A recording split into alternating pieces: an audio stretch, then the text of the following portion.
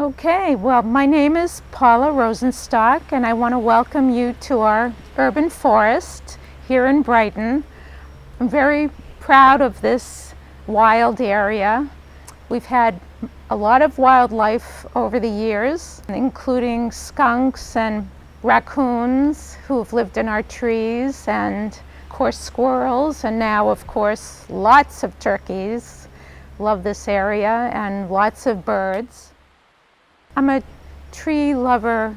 I'm an old tree lover of many years, and I want to introduce you to one of my favorite trees.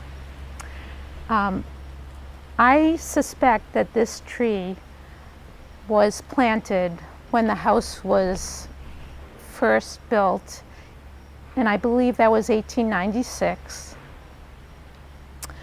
I think it's a red oak, and a northern red oak, and I think of him as the king tree of the area.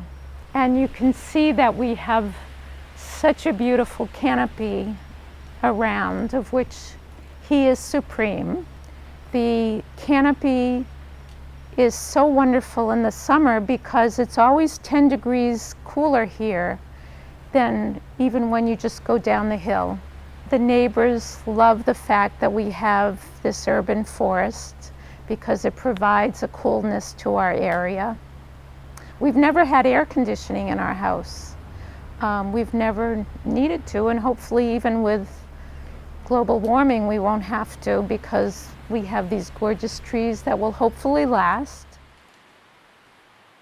One of the interesting things about this tree is that we used to have a postman who would come every fall with a plastic bag, and he would gather mushrooms. And we didn't know much about mushrooms then, but I've become interested in mushrooms, and I've discovered that what we have surrounding this tree, especially this year with all the rain, are what's called hen of the woods and maitake. And my daughter-in-law's father is a master Japanese chef, and they collected up a lot of the maitake a few weeks ago while they were still tender, and he made a superb dinner from the maitake.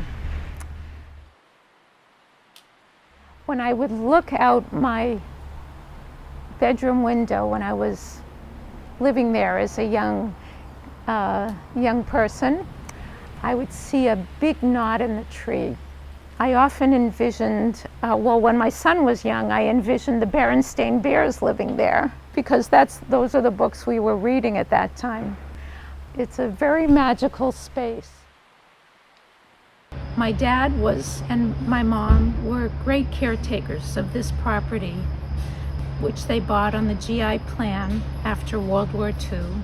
They staved off many offers from developers who wanted to take down our beautiful rocks and trees and put up buildings. And I'm so proud of them that they kept this property so pristine, and they preserved the urban forest.